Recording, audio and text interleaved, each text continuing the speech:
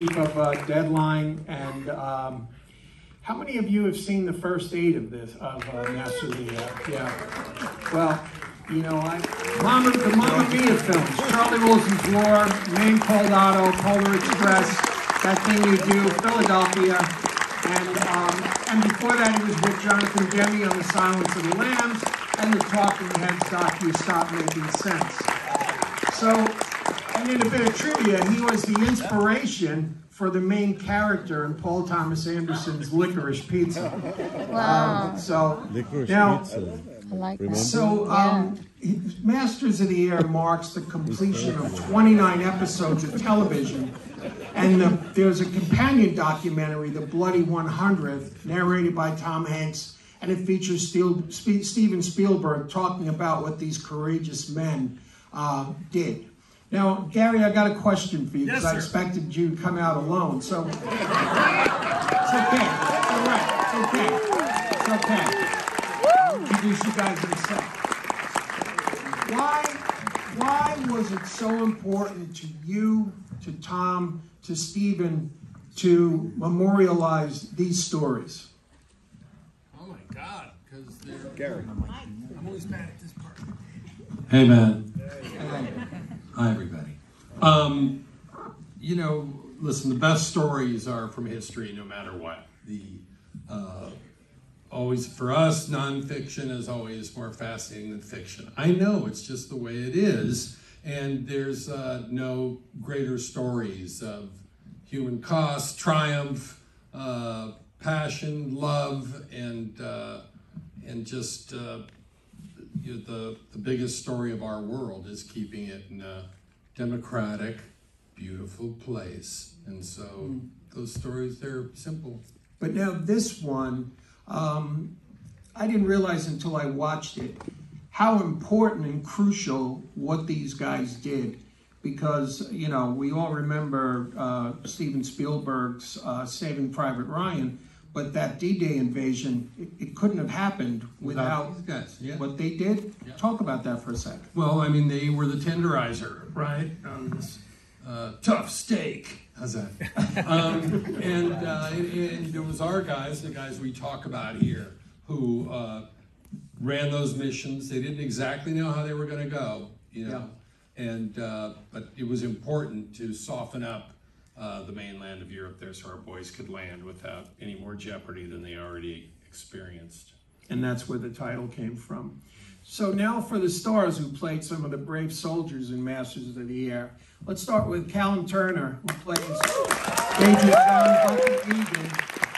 That's Howard Boston Butler's character, Major Dale Buck Clevin. Now, Callum's still got lats like a bat from all the rowing George Clooney made him do. Looking good.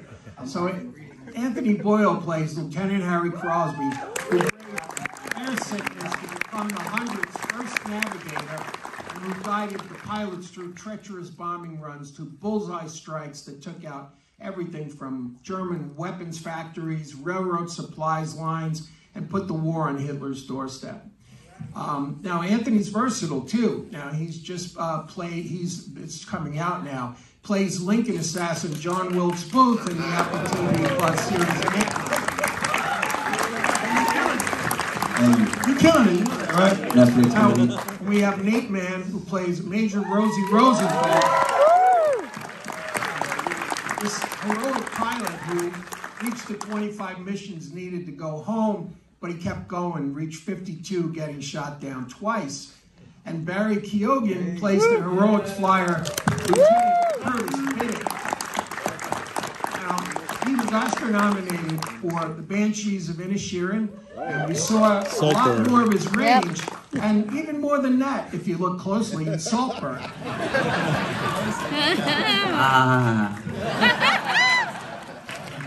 And Rafferty Law plays Sergeant Ken Lemons, a crafty mechanic who patched up these bullet-riddled planes and kept them airborne. And last but hardly least comes Josiah Cross, who plays Lieutenant Richard Maker, one of the heroic Tuskegee Airmen, who were unsung at the time, but when given the chance, bombed the hell out of the Nazis. Welcome, gentlemen. So, Gary, Damian Lewis, Ron Livingston, Donnie Wahlberg, Tom Hardy, Michael Fassbender, James McAvoy, Colin Hanks are among the many who popped in Band of Brothers, went on to have great career. In the Pacific, we had James Badge Dale, John Bernthal, Rami Malek, and many others who popped in the Pacific. How many speaking roles in Masters of the Air? About 325. Wow. And now, 325 speaking roles. So now Austin Butler has Elvis and Dune 2 now. Where was he then when you guys shot this? Because what I love about this is we're looking at this this group of handsome young men, and some of you are going to be big stars. Some of you kind of already are.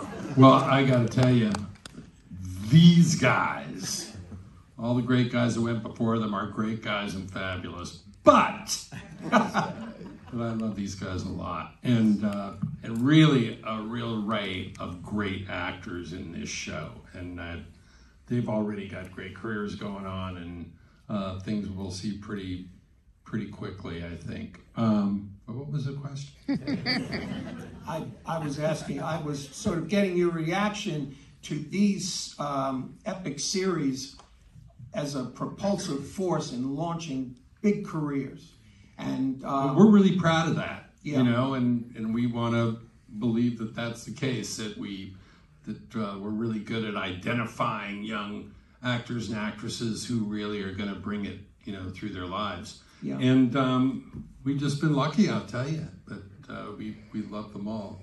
No, and you told me that, and you'll have to pronounce his name, Ncuti. Ncuti, yeah, Ncuti Gatwa. Yes. The new Doctor Who, right, worked as one of the Tuskegee Airmen, and yeah. And then Isabel May, she plays, you know, she's not in there that long, but Isabel May is the fairy dust on this show. She's the face that prompted Taylor Sheridan to write 1883. So I'm sure we're going to see a lot of great things from her. Yeah, wave, Izzy, will you? Yeah, wow, we love you so much. She really, you wouldn't believe any other woman in the world could make Austin dream of them through the entire world. Oh. It's hard to find. She's here. She's wonderful.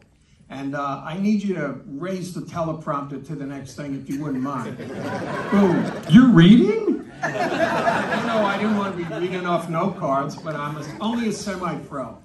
So I want all of you guys, tell me a quality about your specific character that most connected you to your character. Let's start with Rafferty. I mean, for me, there was so many qualities that I was inspired by when I kind of came to know Ken Lemons through his book and through the research I did. I think the thing that stuck out for me most was just his willingness to lead by example. He was always spoken of as such like a warm, humble, loving person. And I think throughout the show, it was really important to be able to kind of bring that to the ground crew and show from their eyes and their ears what they were going through as these guys went off on these missions and sometimes didn't return, or a lot of the time didn't return. So I think it was like his willingness to kind of push through and lead by example to his men. And Barry, how about you? Boy, your character arc is just so shocking and gutting. I mean, it was incredible. I died ages ago, like episode 3. It's crazy. But they're in spirit, and what connects me? I mean, he's Irish, half Irish. I mean, given that. But you know, I wanted to kind of bring a sense of, you know, the Irish kind of bring a sense of humor to massive things. You know what I mean, and try kind of, you know, play and brush it under the carpet. So I wanted to kind of humanize and do that in a way. But yeah. Well, and Josiah, how about you? I mean, you know, since things have been made about the Tuskegee Airmen, but it was a very interesting, their rise of importance in World War II was quite a thing to behold. What did you latch on to about your character? For me, I think that historically over time, specifically, I guess, I mean, with all of us sitting here, you know, outside of Gary, of course, but, you know, we come from a different generation. And I think that there's like a... Whoa! I really wasn't joking, my bad, my bad.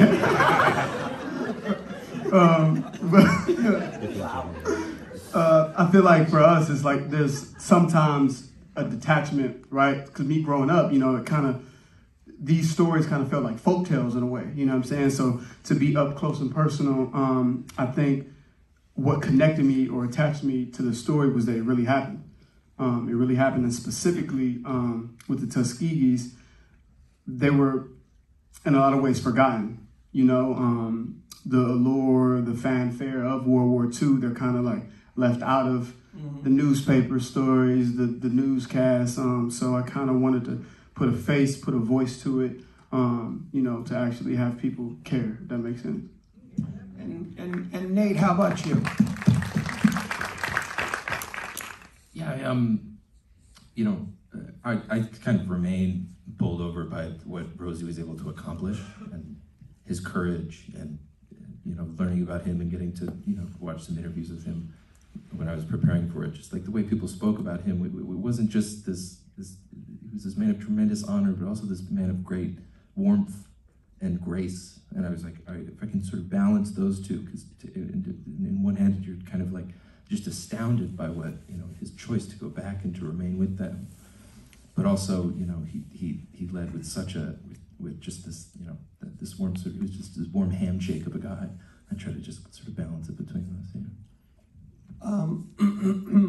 And Anthony, what about you? Your character is a very interesting character. He starts really in a place of kind of embarrassment and projectile vomiting, and he ends up to be, you know, true hero. Yeah, I think for me it was that what attracted me. Like when I read the script, I read the first couple of episodes, and everyone felt like they were in Band of Brothers, and Crosby felt like he was in an Adam Sandler B movie. Everyone was being very heroic and smoking and looking cool, and Crosby was going, "Oh God, I can't do this," and throwing up on people. And I thought, I want to play that guy. Well, that's the guy for me. I just found him so interesting. There was a 10-minute clip of him speaking when he's in his 70s in the nose of a B-17, and he'd been through so much trauma, so much hurt, so much heartache, and he still spoke with such humor and such lightness, and I thought that was a real good inspiration, you know, and I wanted to play him. Yeah. And Callum, how about you? Now, your character was, you know, his buddy kept him grounded, but he clearly had a temper, and you know, and what about that character did you latch on to? I mean, there was a lot that I latched onto. There was a lot that I liked about John Egan, and you know, he has that temper, and he drinks a lot, and he dances, and he sings, and he wants to have a good time. But underneath all of that is a human that wants the best for the world. And him and Keoghan joined up before Pearl Harbor. And that says a lot about him, you know, he wanted to fight the good fight in the way that he knew how or thought how, and I just had so much respect for him. You know, at the beginning of the war, this was an experiment. They lost a lot of men, and they didn't really know what they were doing. The bloody 100th was all over the place. At one point, General LeMay was going to shut that squadron down. Wow. And it was just that ferocious spirit that I attached myself to and enjoyed. Well, you know, like what Josiah was saying about a generational disconnect, when I was watching it, I was thinking to myself, man, would I have the courage to rise to the occasion? How often did that occur to you guys as you know, as you were kind of living? As we got handed our coffees in the cockpit. No, that question would come into play, you know what I mean? And for me, you know, I think we're spoiled these days. Yeah. I'm guilty of it. You know, we have everything that we need, and the lads did try and create like the scenarios and the environment by being on the rig and that. But that question, yeah, definitely crossed. I'd say, sorry. You go, Rob. No, I was just going to say, for me, on a daily basis, filming, I was always reminded of just how young they were. I was 23, 24 when we were shooting it, and Ken Lemons was 19. He was in charge of up to 50 men responsible for their lives. And even just kind of trying to put yourselves in those shoes on the day of filming, I mean, it's impossible but you can try and relate and try and get yourself there. But thinking of my little brother who was 19 at the time, thinking of putting him in a position like that and trying to kind of go back into 1942 and see what these guys were doing. Every day I was always reminding myself, and it was hard to kind of even put yourselves in those shoes to get there. I definitely think that I myself was constantly reminded of the ease in which we live in the society today. The cars, you just press start, you go. You have no real like understanding or wherewithal of even what you're doing.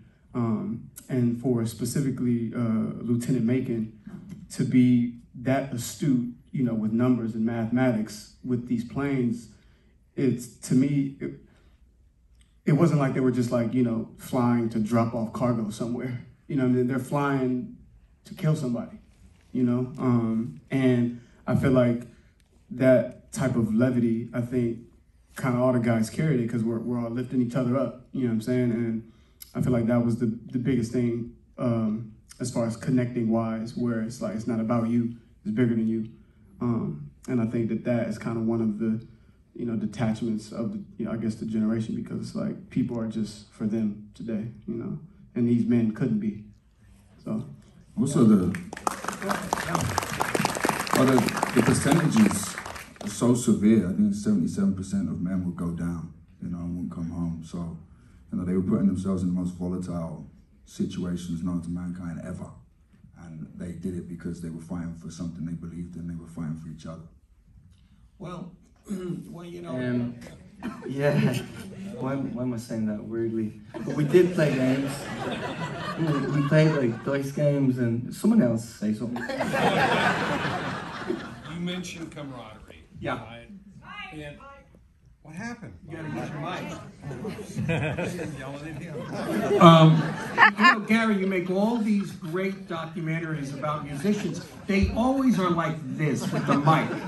I know, I don't use a fucking mic, man. He's showing his generation now. Sorry, Leslie. But the camaraderie thing extends to a lot of places when you have something go on this long. And just by crook, no planning. We have a few people in the audience. I have to have stand up and say hello to us really quick, and I know the boys are going to love this too. The man who wrote all the music, every note in this fucking show, Blake Neely. He's here somewhere. Look at him, he's just a pup.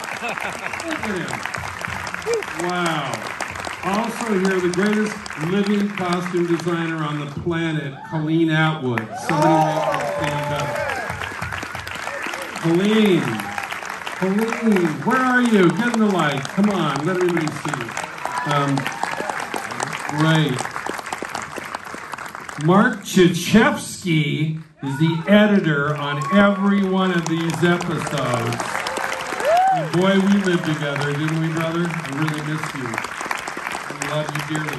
And Mike Minkler, multi-Academy Award winning, greatest mixer on the planet, is here. Mike, where are you with those stupid glasses? There you are. Fantastic. And lift Jack up too. Here's our supervising sound designer. Look at them, they're hanging together still sitting together at the board. Can't beat it.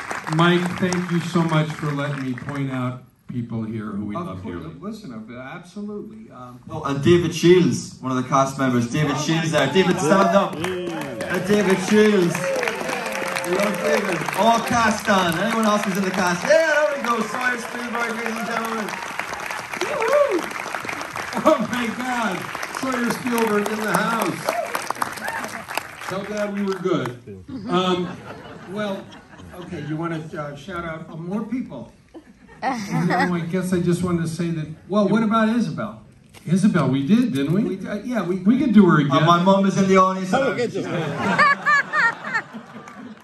Anyway, anyway, I know this event was for a different purpose, but you don't get to see things you do for Apple and other streamers in a theater like this. And to be able to see it here, rumor kind of spread out, and we had some crashers who I'm so happy they came. And thank you for that opportunity, Mike, because Sure, it's sure. your guys' event.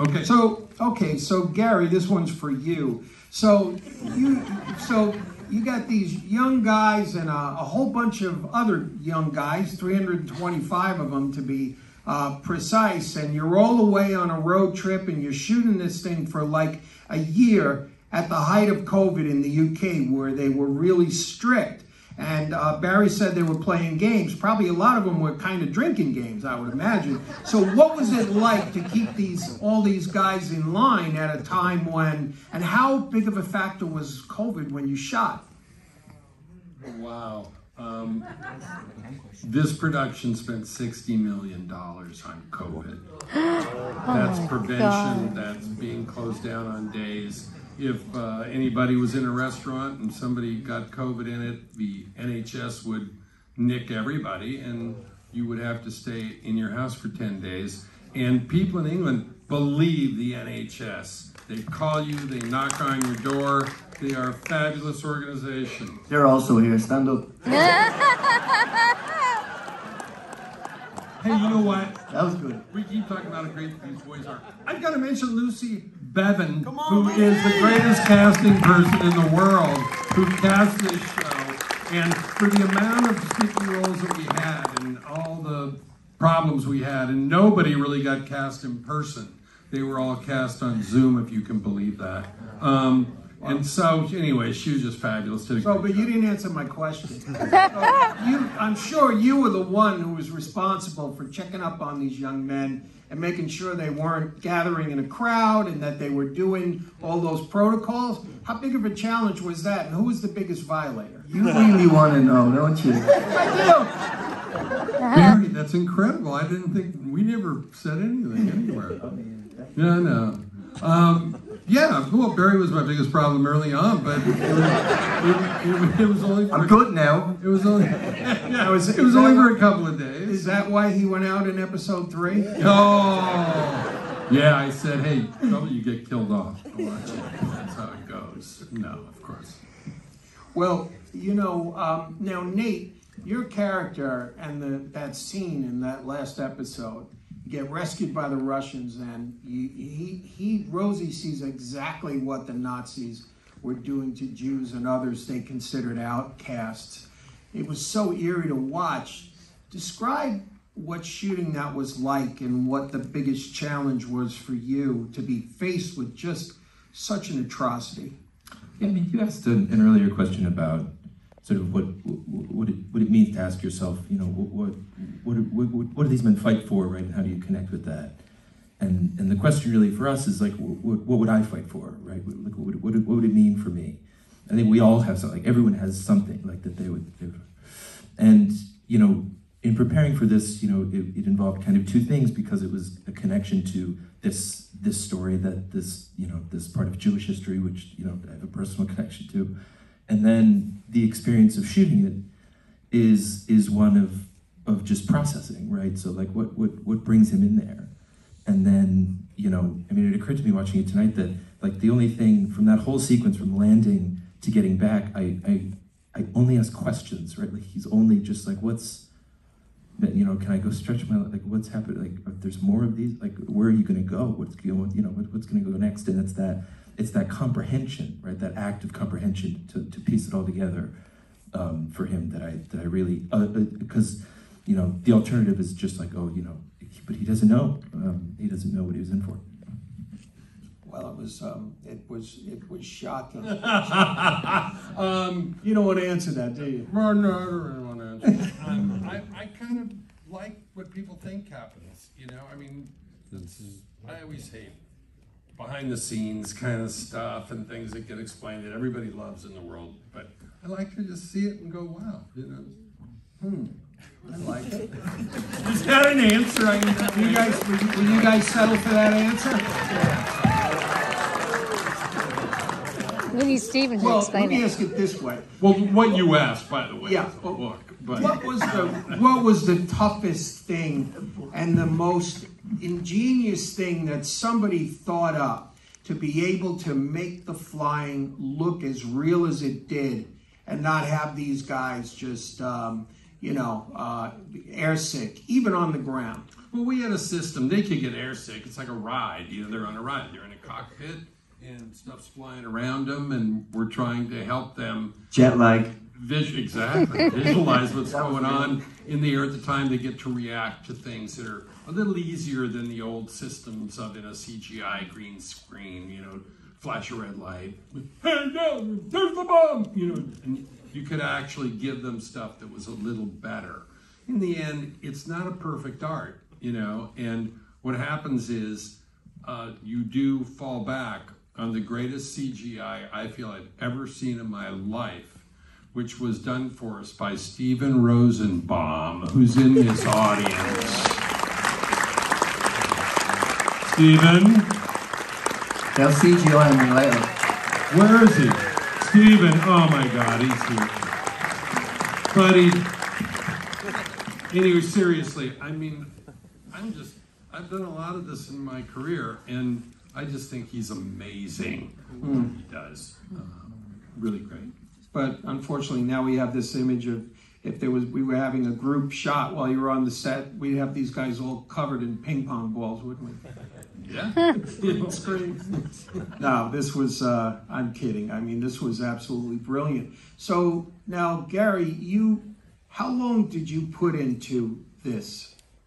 Is it 3 years? Is that fair? 3 years, sure. 3 years, sure. Wow. And we shot for 10 months, guys, right? 10 years. Well, when you start developing something. So a movie like Greyhound, which you also made, and which was a big hit on Apple TV Plus, how long did that take to make? Well, that's more in the 3-month range of shooting, right? You still spend 6 months posting it. The interesting thing about Greyhound is that there's not one drop of real water in a movie that's entirely on the North Atlantic. Wow. So it just shows you Steven Rosenbaum. What do you do without that guy? What do you do without him? Well, now, so I'm sure there are other stories to tell in World War II. What a gigantic time commitment. What do you think? You and Tom and Stephen go back to the well one more time and tell a different aspect? Because we certainly don't get tired of watching them. No, but I really feel like we did this trio of movies, and we never thought we were going to do another one after the one we did, but I'm pretty sure we're about done. And these things kill you more in their length than anything else. They take a long time. These guys are tied up forever. You're really just working on all cylinders for a very long period of time. You get a great sequence that you just love, and it's just killing you, and then you've got 8 hours and 49 minutes more of a movie. It never seems to end. You're chipping away at the biggest rock you could ever imagine. Am I whining? No, you're not. I think we're more. You'll see 1.5-hour movies coming out of all of us, I think. And how you wonder if you'll see that many ambitious things that are that ambitious. What sort of a budget was this? Can you tell us? I think everybody knows this was between 250 and 300 million. Wow. And I went, yeah, man, we're gonna kick its ass. You want to leave, sir? No. Okay, I just want to see you packing up your luggage. He wants autographs. Now that's not a lot of money. Most of these movies you're enjoying nowadays are like over 200, 250, and they're lying. Right. So, but we're not. But that's how much it was. I think it's time we told. What an incredible commitment. And so now I've got dialogue up there, which you need to roll a little bit. So is there anyone on this list that we did not give a shout out to? Austin. What about Colleen Atwood? Did we? Okay. Got everybody on this thing. Mark, did we? Mike Minkler, we got him. Blake Neely, we did. Jack Whitaker, Stephen Rosenbaum, we did. Billy Rich. Billy Rich. Billy, stand up. Billy's one of our other fabulous editors. Well, you know what? This is extraordinary. If unless you guys have some experience that you would like to share, I think we've done what we need to do here. Thank you. Cool? All right. Thank you everybody for coming. Thanks to my panel.